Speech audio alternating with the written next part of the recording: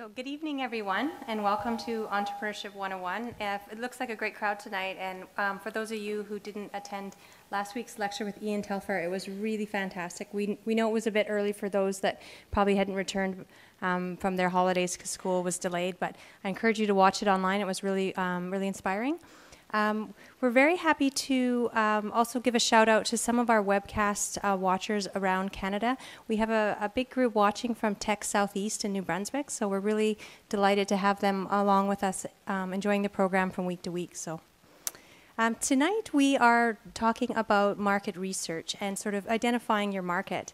And we have two speakers, which is a nice change from our usual sole speaker every week. The first speaker was actually in the video, Usha Srinivasan, who's the program director of the Business Acceleration Program here at Mars. So she leads a market intelligence team that provides market intelligence services to entrepreneurs all across Ontario. For those of you who joined late in the program and weren't here for the intro, sort of as to what Mars does, just briefly, we have advisory services, a major pillar, education, programs like this, but market intelligence is an important pillar of the services that we provide to entrepreneurs in Toronto and around the province. It is free to clients of Mars, so I'm sure for those of you who haven't heard that before, that's really exciting news. Usha worked at Frost & Sullivan before she joined Mars. Frost & Sullivan is a leading global market research and consulting company where she published key research papers, consulted for companies of varying sizes, and managed a group of analysts to provide quality research. She has a technical and industry background in water, the environment, and building technology space, having worked with global clients such as GE, Siemens, IBM, Honeywell, and Brita. She holds a Bachelor of Science in Microbiology from the University of Bristol and a PhD in Environmental Sciences from the University of Abertay in Dundee, Scotland. And I'm going to welcome Usha to the stage because she's going to introduce her partner tonight.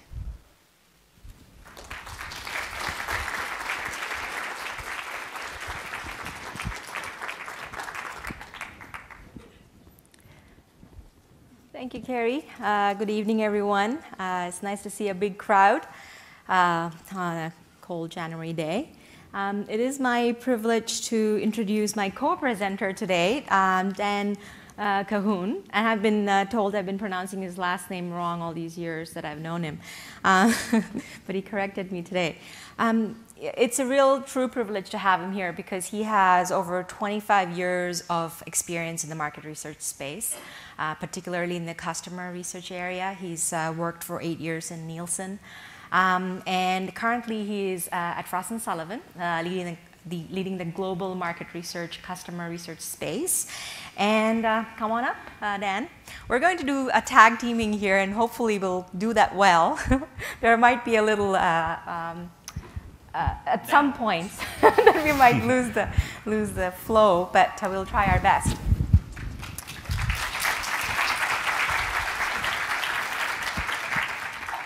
So in the next, so is this mic on? Do I need to be up here? Oh, it's good. Okay, perfect. So I have my clicker here.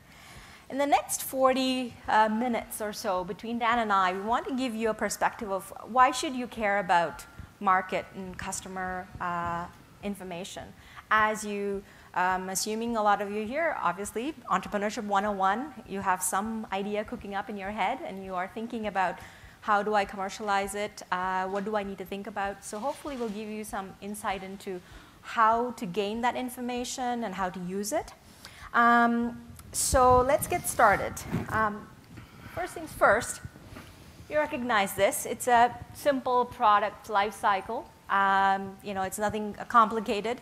There's lots of complex steps in each of these, obviously, but essentially when you come up with an idea, you introduce it to a marketplace, there's a growth, spurt, maturity, and decline. So let's think of some products in the digital space at the moment that are in this cycle. Say 3D TV, maybe in the introduction space, right? And then you have other things like Blu-ray and DVR type of things that are maybe in the growth space, mature things, DVD, and some things that are kind of declining The video cassette, nobody uses that anymore.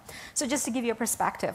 But today we are going to be really concentrating on the introduction part of it. So when you have an idea in the beginning stages, what are the different things you need to take into consideration before you launch your product? So that's a space we're going to really be thinking about.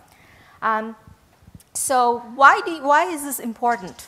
And this next slide hopefully will demonstrate that.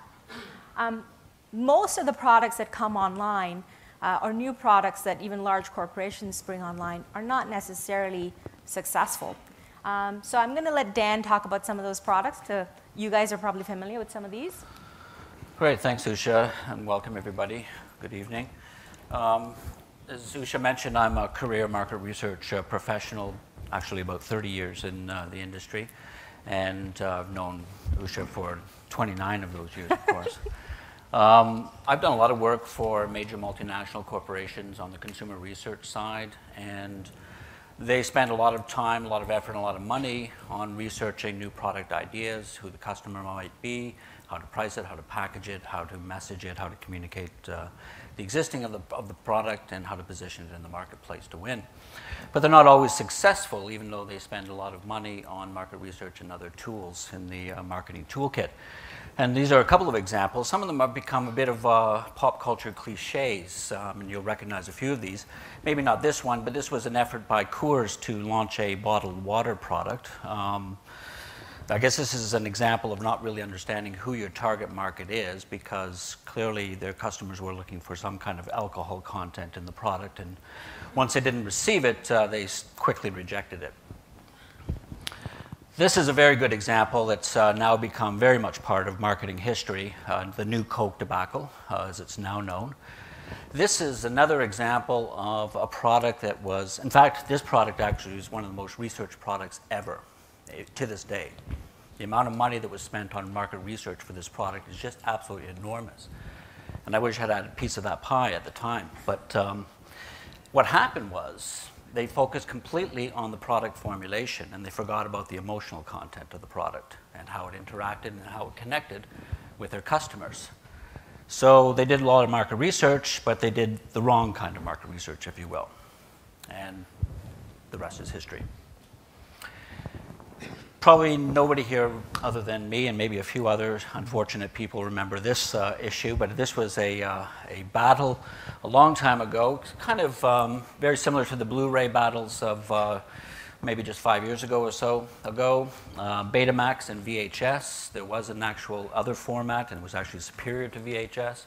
Betamax, this was fronted by Sony. They invented it. But they failed to win in the marketplace. And they failed to win in the marketplace because they didn't get the content providers on side. So they did a lot of research around what the viewer wants in terms of the product and how they want the product delivered to them. But they failed to get the content providers on side, and VHS did, so they won in the marketplace. And this is another good example. Apple, of course, well known over the past decade of providing products that appear to be winning all the time. But there was a long period in their history in which they were losing quite a bit. And this is one example in which they had a great idea, a little bit ahead of its time, priced poorly, and they didn't really understand who the target market was. And unfortunate circumstances in the marketing world came under scrutiny and under attack from pundits in the popular press who were making jokes about its handwriting recognition capabilities. Gained a little bit too ahead of its time, didn't really understand who the market was at the time, even though they did a lot of research around this. Apple today actually doesn't do any research, or so they claim anyways. And I know that for a fact, actually, because I try to sell them all the time, because they're one of our customers, for other types of research, like syndicated, but on a custom basis, they don't do anything. But they did at one time. So this is a good example of market research run awry. Now the Zune, this is a product that probably nobody recognizes because they haven't sold very many. Now this is a product that actually had to go to market because Microsoft couldn't be left out of this space. But they went to market with a product that had a singular positioning element about connection and about social, which was a little bit ahead of its time, not communicated properly, and never really connected with the end users. Maybe not the fault of market research, but it's certainly the fault of marketers that this product didn't connect with their users. And I think the last example is probably close to your heart. Yeah, so this is something that looks like a fire hydrant. You probably haven't seen it anywhere. This is a product that GE came up with. It's a residential water treatment unit. It was meant to sit outside your home and treat the entire water that goes into your home. We have really fairly good water quality in North America. In areas where they use groundwater, they have softeners. This was a highly priced unit for almost $7,000. They were trying to sell through Maytag. It just didn't fly. They just did not do their market research, and it lives as a like an antique in one of their offices I've seen, but it never sold. So that's an example of things gone wrong. So we just wanted to demonstrate to you that even large corporations, when they do all of this research and come up with new products, they can get it wrong. And it's important for you as entrepreneurs to think about those important elements as you get through your commercialization plans. So when you develop a new product, obviously there's various steps to it. You have a innovation phase, the idea phase. Maybe you're in that, obviously in that space. When you have a new product or some incremental change to an existing product, obviously the real next step is who is interested to buy it, who your customers are going to be. So you're going to do that research to understand that. Once you've done that, you need some kind of a prototype to show what you mean. Take your ideas to actually a physical thing to show someone what you're talking about. And then you test it with customers to see if they like it, what are the features, things like that, pricing, et cetera. And you analyze the information, and then you might come back to the development stage and make some changes. And eventually you launch. So you see all of this was the introduction phase that we had in the first product life cycle chart that we saw. So in these continual steps, what hopefully Dan and I will, in the next 30 minutes or so, give you all of the types of things that a market industry intelligence that you need to be thinking about, whether it's, is it something new or is someone else already doing this? Are there other companies already selling this? Where am I competing? You want to understand how big a pie you're going after. Is this like a $10 million market or a $100 million market? You want to understand that. And the different verticals that you want to get into, life sciences, or maybe it's clean tech or something else. And then Dan will come in and he will specifically talk about the customer-oriented type of things that you might be research you might need to do to understand your positioning of your product. Okay, so let's get started with the first thing. So who am I competing with? These are some of the typical questions. Carrie mentioned that we have a market intelligence team here at Mars. We actually serve, we have about 7 analysts in the group, and we serve the entrepreneurs throughout the province, helping them answer some of these key questions. So typically they come in, they're wondering about, okay, maybe my technology is disruptive. I think it's disruptive. If it is, who am I replacing? Is it something? Is it just an incremental change from something existing?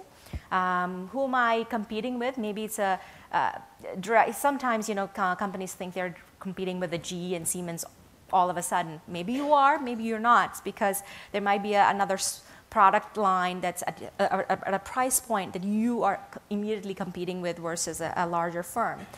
So all of these questions are directed to our team, and we try our best to help them. I have some tips here on how you could actually do some research on your own to find some of this information. So let's address the first thing. This is something that you could do immediately, as it's available on the web. Just doing a patent analysis. It is hard, and even the analysts that I have in my team, they're not patent agents, but some preliminary analysis could be done by yourself. The 2 public domain databases, the US Patent and Trademark Office and the World Intellectual Property Office, these are public domain websites that you can do searches on to get a sense of, are there similar products that are out there, technologies out there, or molecules, whatever you're looking for. We do have access to proprietary paid databases that makes the searches a little easier, so we can help entrepreneurs with that. The other thing you have to think about is when you're comparing yourself to other technologies, where in the value chain you are. So is it something small that goes into a larger product? Which part of the A to Z are you filling? So that you're making right comparisons. And last but not least, don't disregard, there's tons of public information on, if there's a large enough company, there's product information and specifications. You'll be surprised how much of the information is on their website. If you go to trade shows, how much of it they share with the rest of the world on. Obviously, they're proud of their product. They put stuff out there saying how good they are in various things and the claims they're making. It gives you some window into, that's what their claim is. Maybe that's the target point for me to make something better or compete in. So those are some tips for you to look at. The next question that we get often, obviously, is we want to know how big the size of the market we're going after is. And this is a very dicey exercise. Has to be done carefully. You don't want to overestimate or underestimate. And it's tricky. So you want to be careful about how your potential market size may be today versus maybe something addressable in the long term. So the first year, second year, those kinds of things when you do financial planning for the company. So when we get these kinds of questions, we try to help them in many different ways. So obviously, Dan and I are from Frost & Sullivan, and day in and day out, what those analysts used to do is market sizing. You work here now, I think. That's correct. When we used to, I said. So there's a proprietary method that a lot of these companies have that they use to do market sizing and forecasting. So we can leverage some of that published data that is out there. What I would advise is that you look at more than one source. Remember that the people writing these reports are individuals like you and I, and the reports are only as good as the analysts. So therefore, it's important to have comparatives. So look at various sources of information. Always ask, as a customer, if you have bought something from somewhere, always ask the question, what are the definitions? Usually, the report should have some kind of definition of what is included in that and how the methodology of how they arrived at that number. If they don't have it, you have the prerogative as a customer to pick up the phone, call them and find out, speak to the analyst and get more detail, right? Mm-hmm. It's part of their customer service. So we do connect our entrepreneurs to analysts all the time so that they can have a chance to dwell deeper. You can only get so much on the page. So a lot of the information is in their head, and it's a good dialogue and discussion. So that's a good way of getting more information from them. So the second thing, there are published information that you can go by, but there is no harm in actually trying to do this on your own. However, cautionary notes on how to do it. So there are various ways. One is if the companies are in the public domain, obviously there's some amount of revenue information that you can find. If it's a particular product within that company, there might be some publications in their annual report or as tax filings that you can say, okay, 20% of this company's revenues are from this product line. So you can estimate what that might be as a potential market size for that product, for that company. So that could be one way. So if you essentially gather up the revenues of all the different players in a space, it can give you an idea of, okay, the whole market for that product line looks like this. That's one way of doing it. The minute the companies are private, then obviously it becomes harder. There's not published information on it. It's difficult to gauge that. Then perhaps you might need to look at number of customers, depending on your sector. If it's in the healthcare space, maybe number of patients. If it's web space, number of potential customers that might be online for a particular type of a web. So you can use customer base as a way to get to market sizing. So regardless of what you use as methods, it's really important to not have oversized global numbers immediately. Try and look at them by geography, because there are so many variations in geography, price points, and customer base, etc., that it's important to look at them at the geography level, especially when you put investor pitches and decks together. Investors don't like huge global numbers. They like you to be more conservative and slice it down by geography as much as you can, and try and make realistic assumptions. The last one that I will talk about is the industry segment before I pass it on to Dan.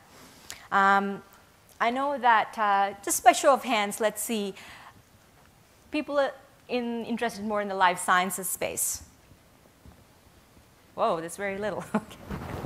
How about in the IT, communications, and mobile type of space? A little bit more, obviously. And how about clean tech, environment, energy? A couple. The other people are in limbo land and not in any of these sectors, so they're not included in any of these.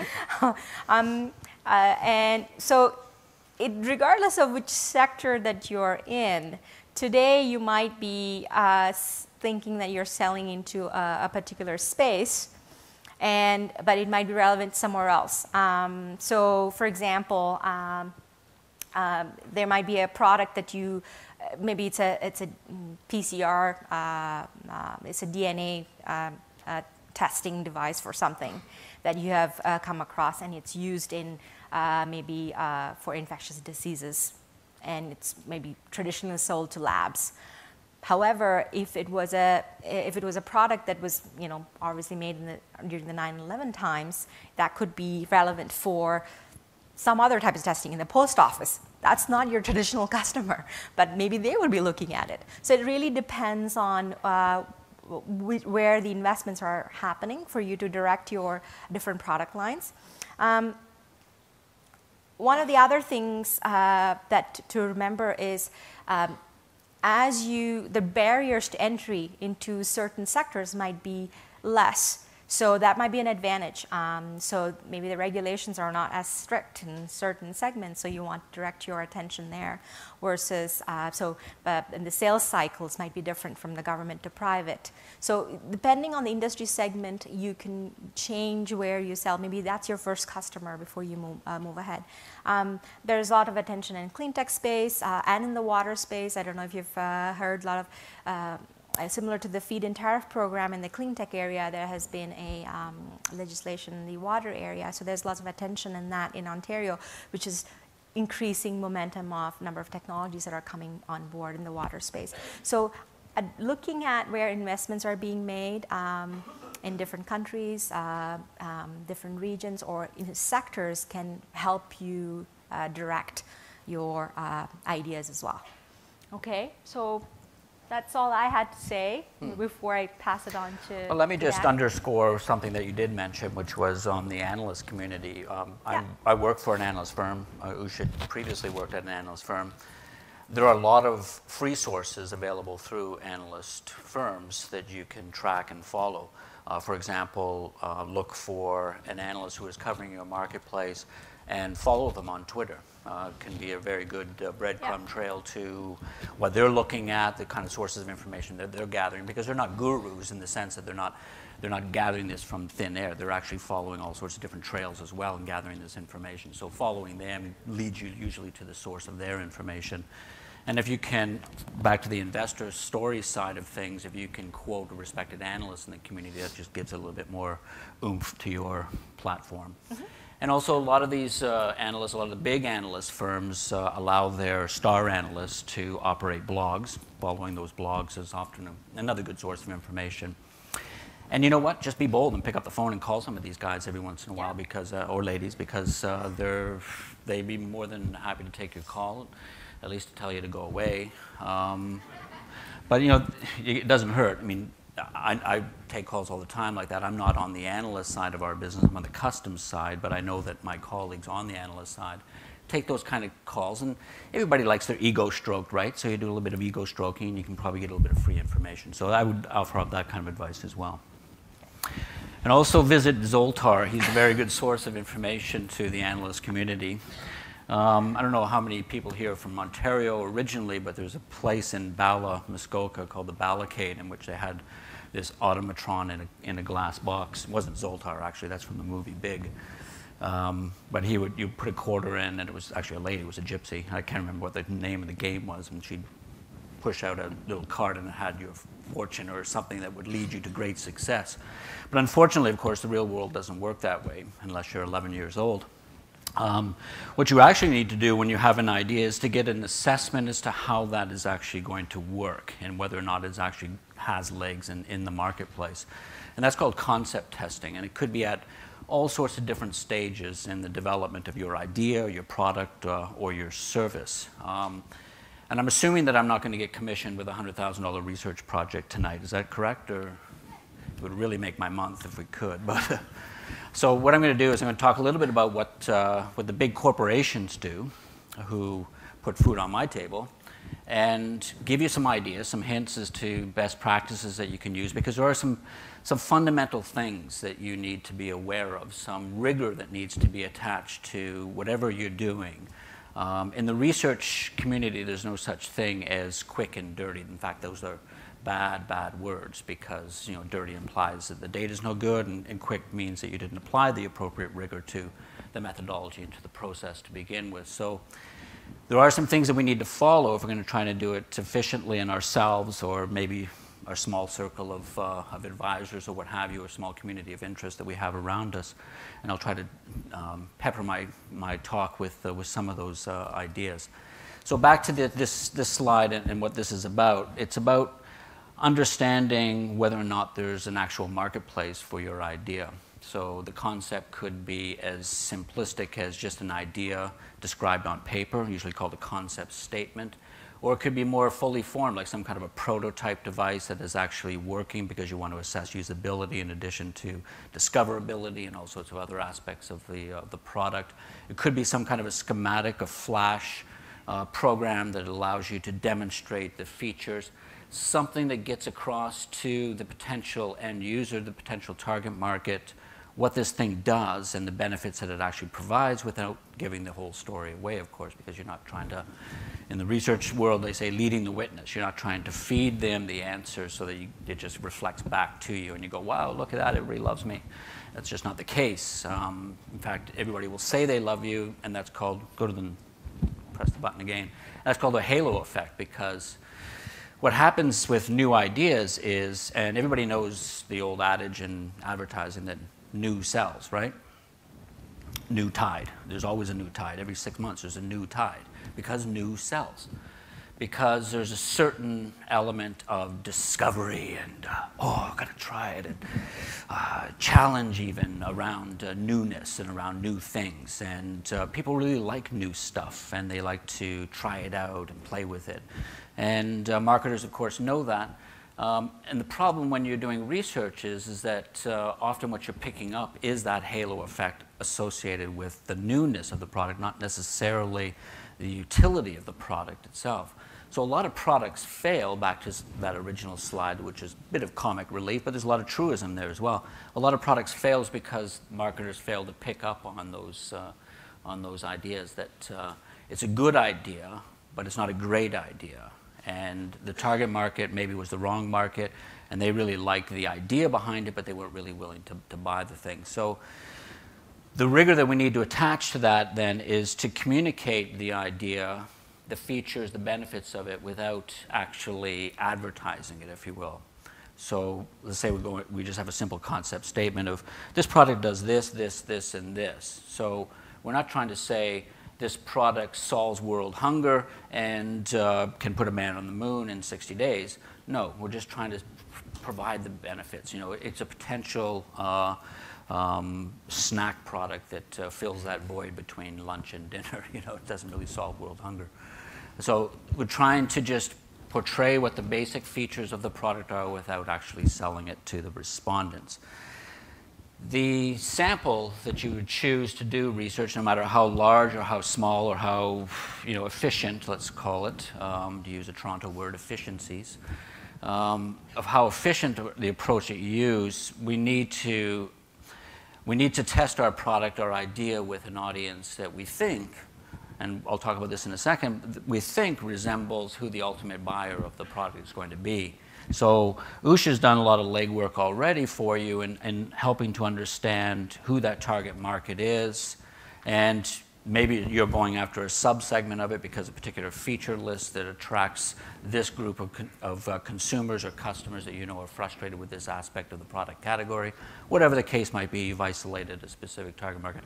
Those are the people you need to talk to in order to do your research. And it could be that you just assemble a group of advisors, a group of friends, you bring them over for dinner, you feed them a hot dog, and you say, here, try out this new scalpel or something. And then everybody tries it out, 3 people die, and you realize that the product is not actually going to be successful with that market. Something to do with alcohol, apparently. No, back to that. Sorry. Yeah. There are, Usha made, I think she mentioned a couple of things, but there are a lot of good resources available in the online world these days. There's online resources available for doing quantitative survey. And you can actually access either your own kind of made-up panel by emailing friends and family, or you can access a lot of paid-for panels rather inexpensively as well if you have the funds. But you have to be very careful with these sources of panelists because they can be biased and they can be pros. And it could be an 11-year-old child in the basement answering surveys because she gets 50 cents every survey that she responds to. That's true, okay? You have to be very careful with these things. You also have to be very careful with tools like SurveyMonkey is a big one out there. It's been around since the beginning of the internet. In fact, from the late 1990s, it really sort of caused a stir in the market research community what potential online tools could do in terms of eliminating my job. But as it turns out, that doesn't happen because you actually have to know how to design surveys, not just launch them into the ether. So there's a lot of good tools out there. We'll talk a little bit about them at the end, about how to source good best practices, about good research design. So if you're thinking about going that route, pay attention to good research design because it's the old adage, garbage in, garbage out, blah, blah, blah. It's very true. You can ask a question that is biased and it creates an answer that is not necessarily the answer you were looking for, and you may not actually be aware of that if it's not asked correctly. Now you can turn. All right, so then back to the issue of who is it that we want to talk to. One of the things that big corporations do a lot of is trying to isolate that key customer segment that they're going after. Because you can't launch that new Tide product because Tide already exists. The new Tide product is going to be some narrow niche that you recognize that there's a group of consumers out there in need. You know, the little pills that you have on, I actually did this work, okay? The pills you get on sweaters and clothes and stuff like that. So we did some research that isolated a segment of consumers that were really very upset about that. And we presented that to P&G, and they were, very excited about it. And they developed some new products that prevented these pills from occurring. That's what they're actually called. I didn't know that until I did the research. But that's a very good example of what marketers are doing all the time.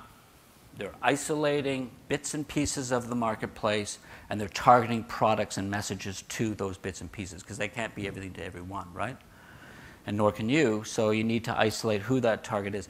And you can do it in all sorts of different ways. There's all sorts of data that you can use to segment a marketplace. It can be from the simplistic, which is just where are they, to the much more complex is what kind of attitudinal dispositions do they hold, what kind of need profiles do they have. But understanding who that is will help you to really further develop your product and everything around that product, the packaging, the pricing, the messaging around it. Everything is pinned to understanding who that end user is. When we were talking about today, yeah, you can go to the next bit there. When we were talking about today a couple of weeks ago, I mean, one of the things that we were talking about, and there's going to be a lot of healthcare or life sciences people here, so maybe the idea is that you've got a product that fits into a hospital environment, but then, as it turns out, it actually fits into a hospital environment in surgical rooms. So you need people with gloves are actually going to be opening the package, so that's going to inform the type of packaging that you're going to have then, and the type of usability that the product has. So those are the kind of considerations. Segmentation is not very easy if you do it right, but there are a lot of good data sources out there that can, Usha mentioned quite a few. There's a lot of good data sources out there that are readily available off the shelf. SIC codes, that's the standard industry classification codes. There's a lot of public domain information around census data, and there's a lot of building around census data, not just in Canada and the United States, but elsewhere as well, in which marketers have taken that data and reformulated it to come up with some profiles that have, funny names like guns and boats in Calgary, for example. Right, there's a group of consumers that are in Calgary. So marketers use those to direct mail to these types of individuals. That kind of information is usually readily available, and if you just scoop it up off of websites, you can get some really strong information that leads you to either a consumer group. Business to business, a little bit more difficult because it's a much more fragmented, disparate group of customers, but there are good sources of information out there for them as well. I guess the operative term here is rigor. So, tap a friendly researcher if you have one in your family or circle of advisors, or look to some other industry sources for good approaches to segmentation, to profiling customers. Next. So packaging and pricing, very tricky business pricing is, right? I mean, we want to price to win, but we want to price to win, right? We want to get the maximum amount we can out of a customer. And there's a lot of very sophisticated techniques that researchers use to isolate what is that to the penny price that I can charge and maximize either the margin I take or the volume I get, or some balance between those two usually.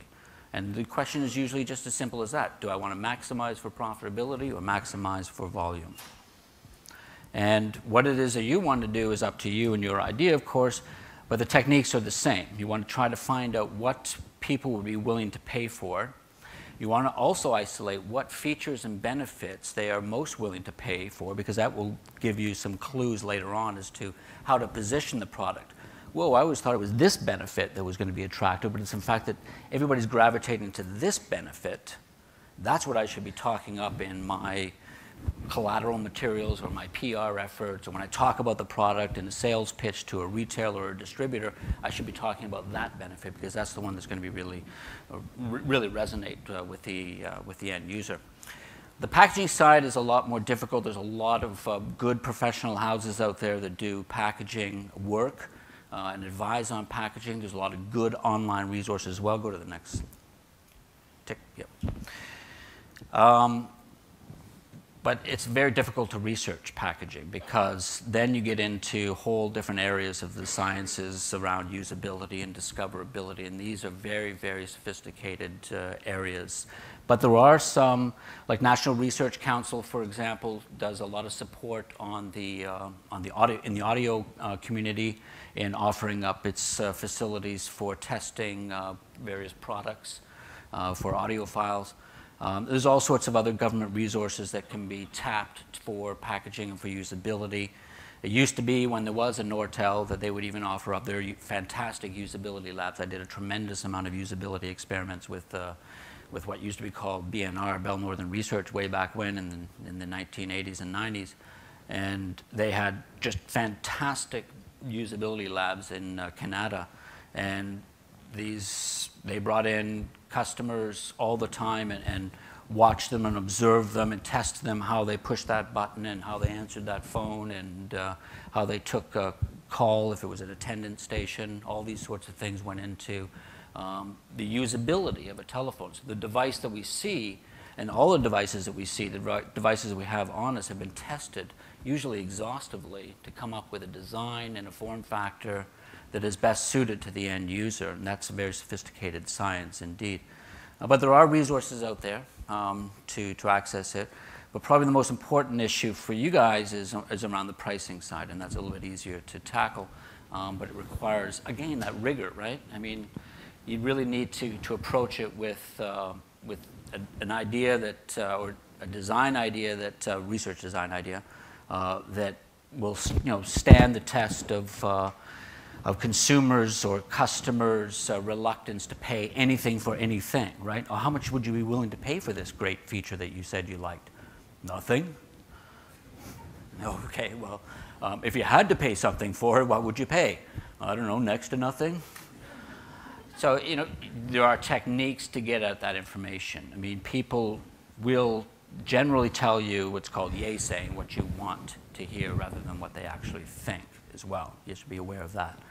So that's why there's a lot of good research techniques, there's a lot of qualitative techniques to try to get underneath what people are actually saying and get to the root of it all. And there's a lot of good qualitative techniques, laddering and just emotional responses that you can use to try to get at what people are really thinking about that can of cat food. You know, it's good cat food, isn't it? Well, but it's got liver in it, and you know, the cat doesn't really like liver. Why doesn't your cat like liver? And then you get into a whole story, and then you find out that it's not the cat that doesn't like liver, it's the homemaker that doesn't like liver.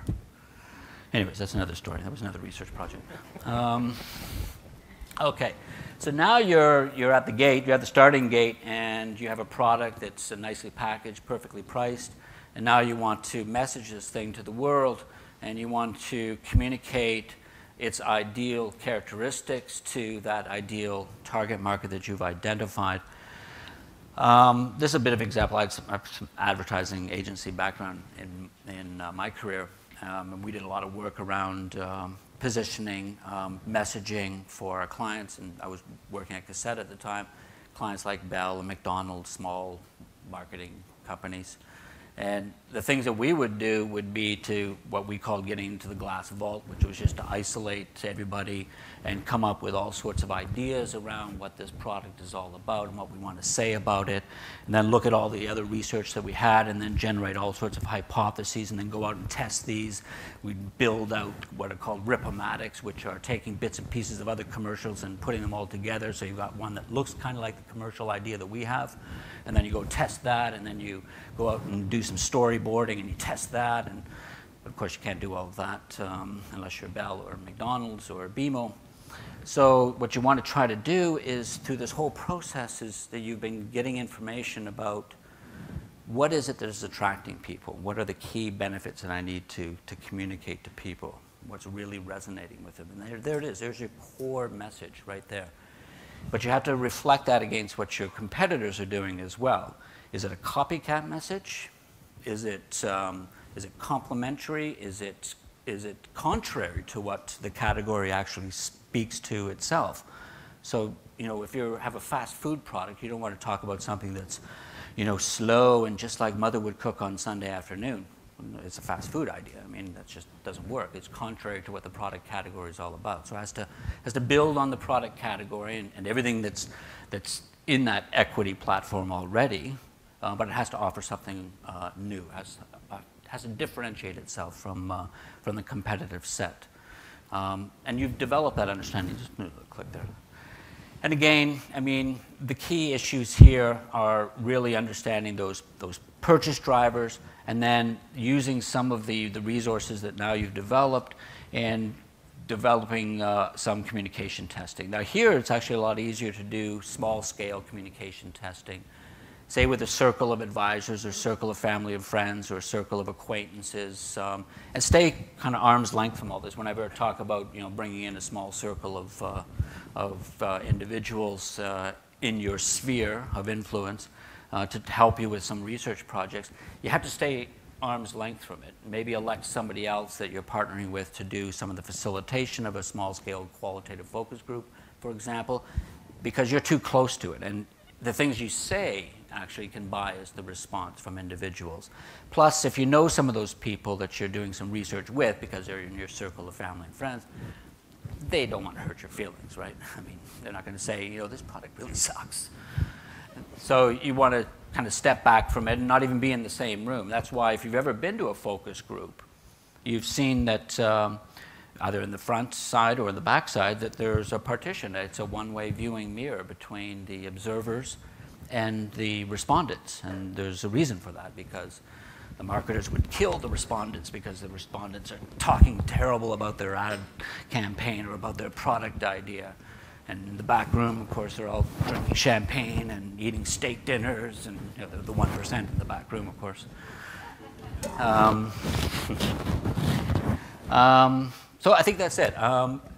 So we're into messaging, communications. Obviously, the choice of communication platform will be dependent on your market, your budget, et cetera.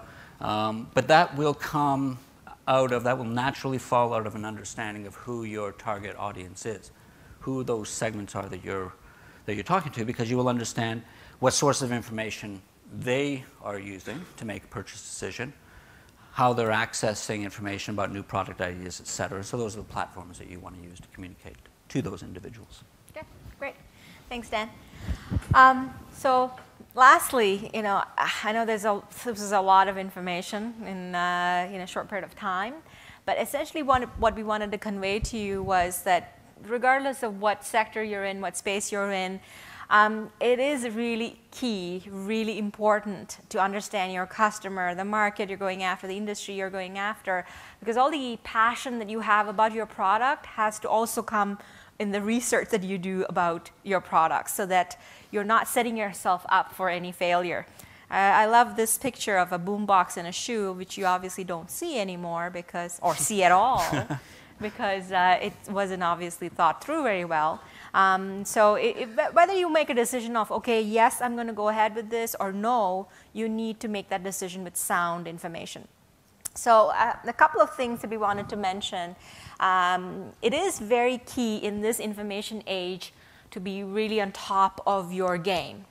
It's not a rat race, but if you have made a decision to be an entrepreneur, and you have committed yourself to have this technology product, whatever, come into the marketplace, and you've dedicated yourself, then there are some things that you need to do on an ongoing basis to be on top of things.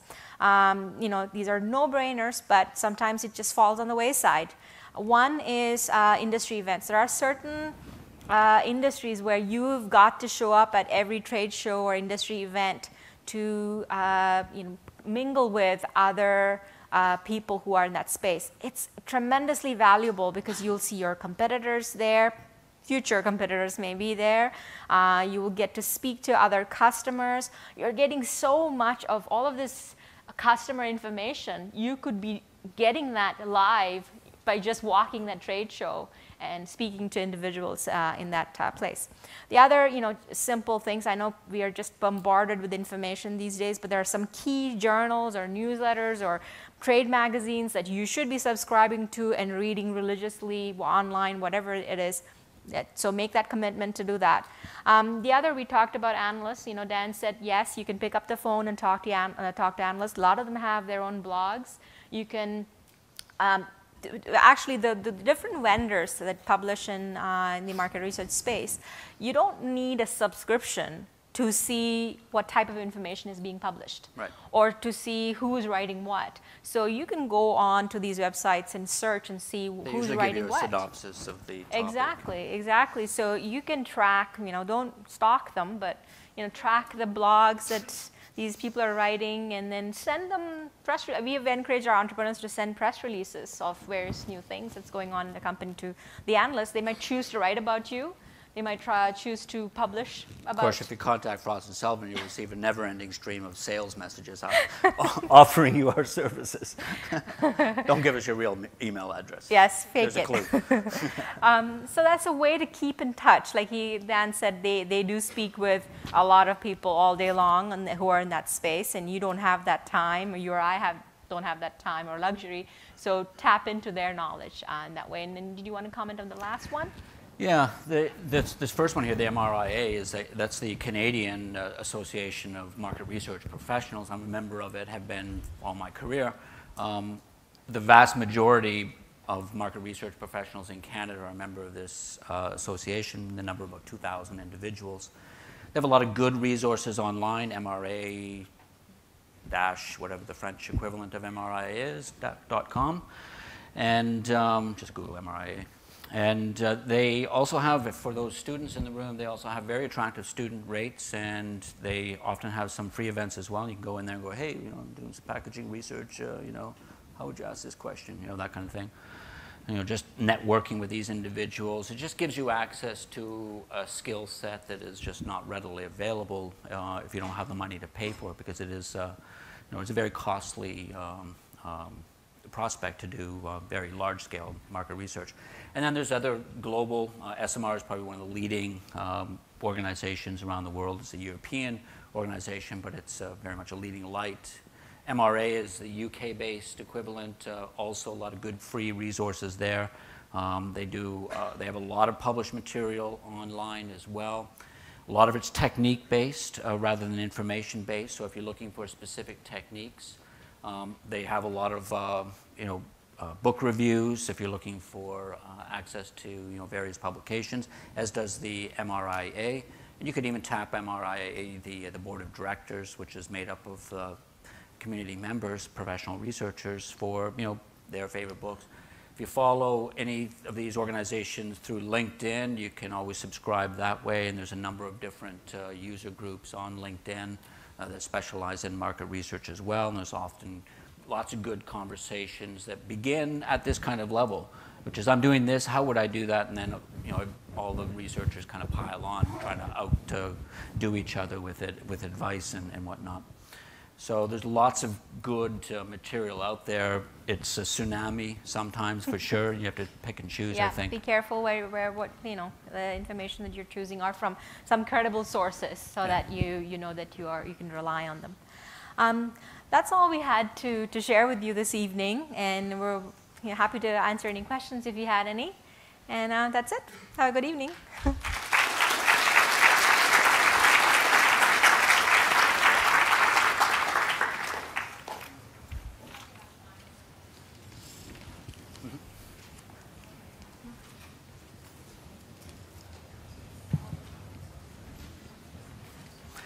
And what are you wearing? Who are you wearing tonight, Usha? Hi there. I had a question. Sorry. If you have a question, could you just go to the mic just for the webcasting? It's easier for them to hear. Yeah, thanks. We'll start over here. Hi. I just wondered, what do you think about these companies that are online, like WagJag, FabFind, Fab, Outlook, all these purchasing sites? What do you think the marketing idea behind so many of those coming up? And if you were looking at those particular sites, what rationale do you think they would use of just keep making more purchasing sites, like as far as looking at a market share or what have you? You're talking about research purchasing? Like WagJag, do you know what I'm talking about? Yeah, so they're like consolidators of research. I mean, it's just another sales avenue. I mean, Frost & Sullivan probably that's my firm, probably sells a couple $100,000 worth of that kind of research a year, pennies a pop.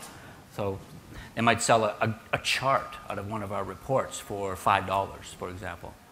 It's just another way to access information. It's back to checking the credibility of the original source rather than the credibility of the distributor themselves.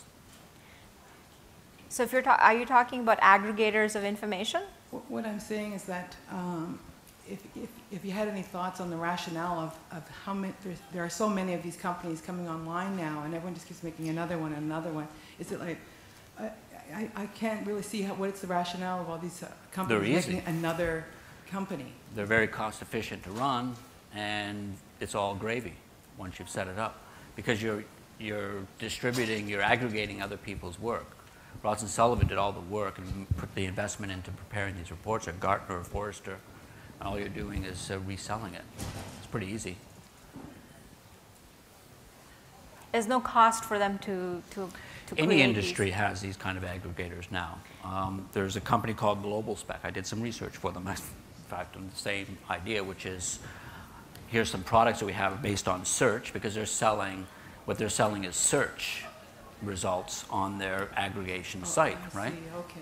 So you're a company that builds girders for bridges, and this is literally the industrial type companies they have, and you buy time or you buy space on this website, and people get access to your brochures, and they can ask you for quotes and bids and things like that, and you can use that as lead generation tools, and they become incredibly sophisticated, and they become this incredible wealth of information, and they're in it to make money off you, the buyer, in addition to the seller. Data collection. Yeah, and they're just collecting data, yeah. All right. Got it. Over here. I need that de-pilling product from Tide. But beyond that, you talked about sources that we could go to for market research, like big market research organizations. Can you think of one in particular that deals with best practices for qualitative research, not numerical research? Yeah, I mean, qualitative research tends to be a boutique-ish game, just simply because of the lifestyle of the individual practitioners. You're usually out at night doing focus groups with consumers. And because it's more lucrative for the good moderators to earn a living working out of their home office rather than working for a big market research company. So mostly they're boutique operations. The big giant market research companies do qualitative research, but not as well as the boutique operators. There's, if you go to the MRIA site, they have a qualitative research, what do they call it, specialty body, for the lack of the proper term. And they can direct you to a directory, which I believe is online and free, of market research companies in the Toronto area that specialize in qualitative research. And you will find mostly that they're individual practitioners. And that gives you more access to those individual practitioners. You can call them up and say, hey, you know, I've got this idea, and how do you think I should handle it? And I mean, obviously they're in the game to make money as well, but that would be the best source. MRIA, they have the qualitative research body as one of their groups within the organization, and then they have a directory of all the qualitative research practitioners in Canada. But it's mostly the big corporations outsource to these little guys, right? A lot of times they do. I mean, big corporations will house professional qualitative researchers, but they're not A-listers typically. Like, They're kind of sucky. kinda. Like I do qualitative research, but I'm like C-lister in qualitative research. A-lister in quantitative, but C on qualitative. Thank you. Over here. Thank you for your talk. I wonder if you could talk a little bit about inbound marketing and just strategies around what that concept involved, inbound marketing. I don't know if you've heard of it. Inbound marketing? Yeah, instead of typically if you have a business and you're trying to market or penetrate the market, you'd be doing stuff outward. Right. And I'm talking about stuff that you can do that would attract people towards you rather than that. I don't know if you've heard of that concept before, inbound marketing. Like the chicken ranch. It's in Nevada, so never mind.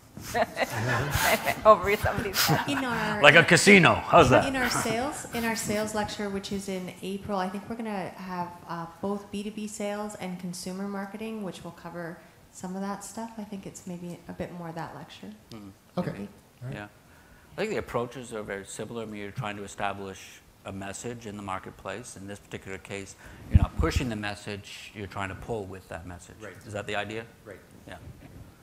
So it's the same idea, it's just you're trying to catch flies rather than go out with a fly swatter and hunt them down. I don't think it alters the effort or the messaging No. that you put into it.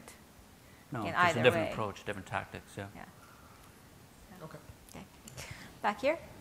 Hi, I have a question about, follow up to the question about qualitative data analysis. And I was just wondering if you mentioned that you have some experience with doing qualitative research. It appears to be a very inductive process. So Right. do you have any methodologies that you use, particularly when trying to discover some of the outliers that exist within the business context? Sure.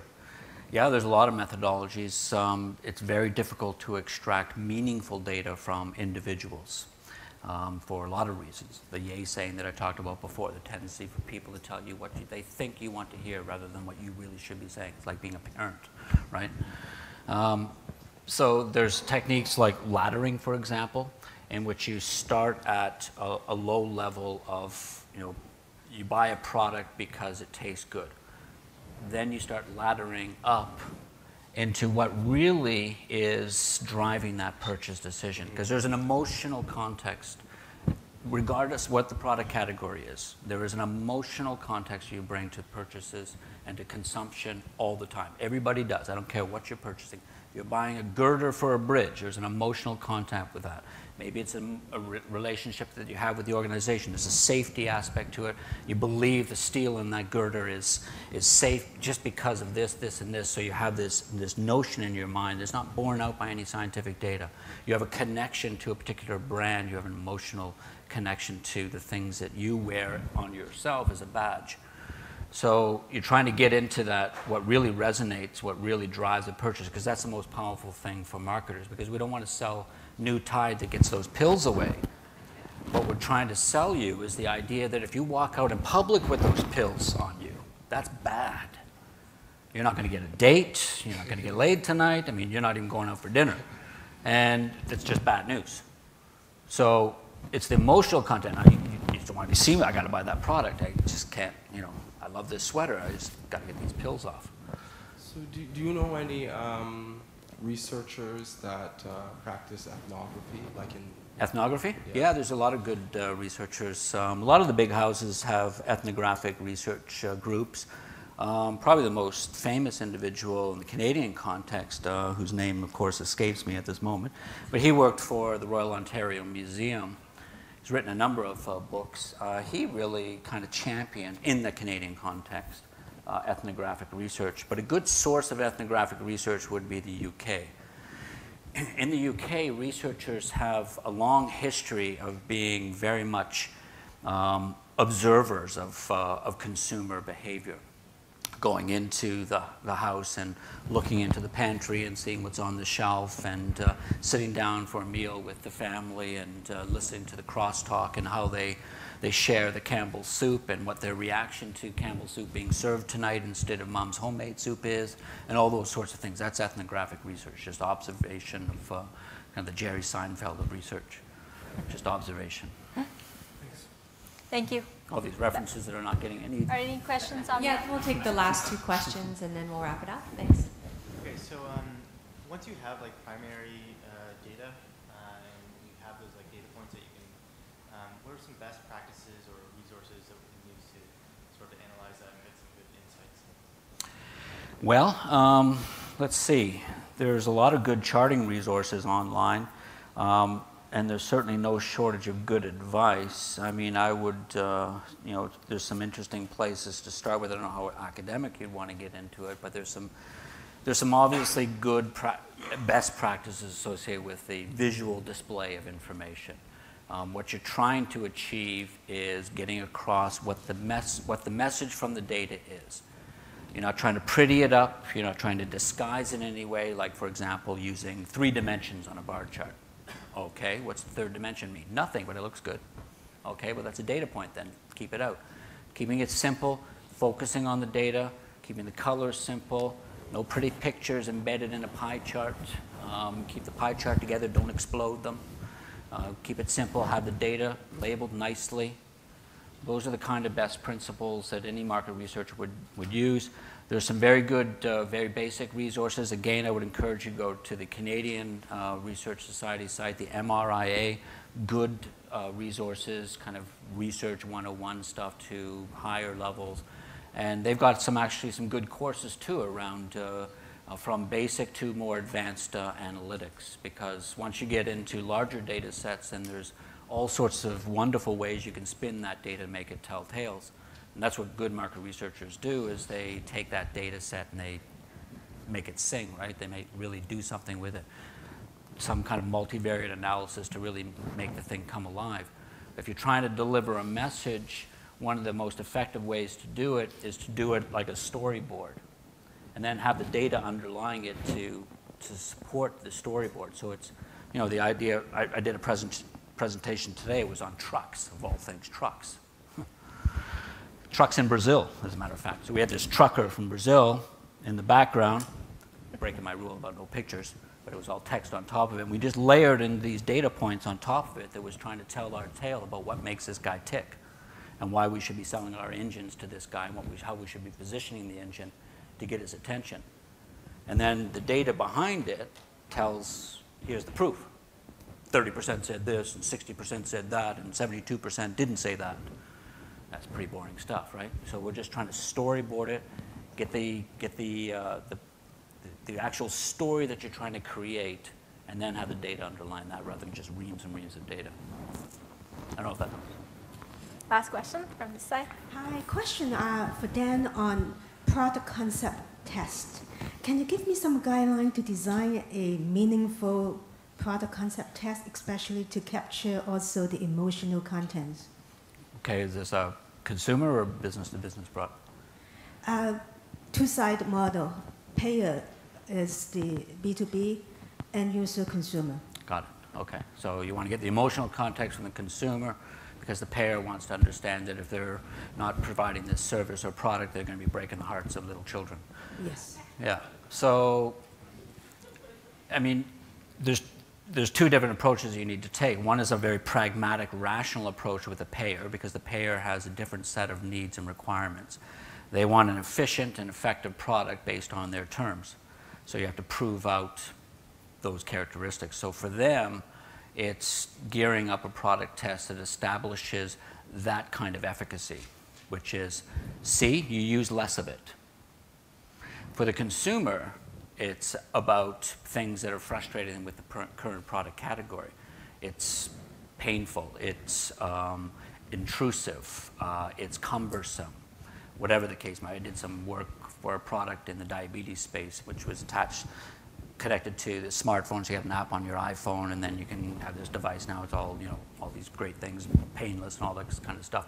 And that was it. That was for the NHS, which is the UK's payer system. That's all they needed to hear. They knew that the product was great because it met their price point. It was efficient. And then they heard from the end user that it's something they would actually use. So therefore, it helped the healthcare system because it would encourage use of the diagnostic tool. In this case, should it be two separate product sort of? See, I would start from the end user always. That's the source material, right? Yes. So first stage is to test the concept of the end users. Yeah. Get the data, get the response. Right. And then create a second stage demo whatsoever to test with the payer. Yeah, that's right. Whenever P&G goes out and does research on Tide, you know who the audience for that research is? Walmart. That's their customer. Their customer isn't you. Their customer is Walmart and Loblaws, Zellers, if they still exist. They need the shelf space for that new Tide product. So they gather information from you about why you like that new Tide product, and they take that to Walmart and they say, open up a little bit of shelf space there, we got a winner. And Walmart says, yeah, you're right, you do have a winner. It's going to cost you $300 million for that shelf space, but yes, go ahead. So that's how they work it, and that's how you should work it. You go to the end user first, understand that it's a winning idea, and then you go to the payer in your case.